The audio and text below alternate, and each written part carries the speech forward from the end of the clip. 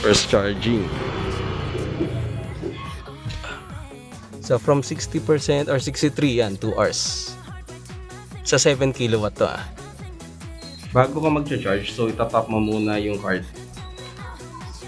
So kay Malilito, may ibang card. Ito para sa NFC, para sa pinto doon. At ito para dito.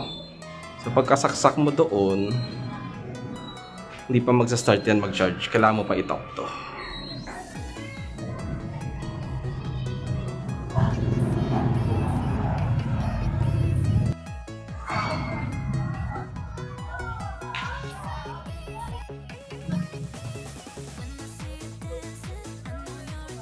Patay.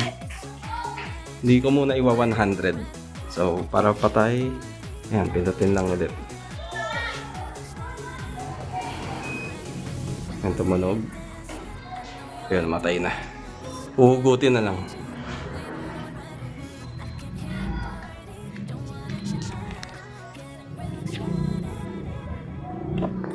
Ayan. Ngayon naman, subukan naman natin yung portable charger. Ayan. Ay, ganyan, nag-charge na yan. Nag-blinking green.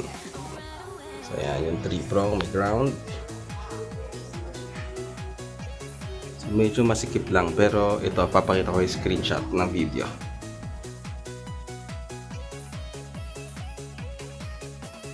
Yung breaker na ang lumalabas na switch ng wall charger.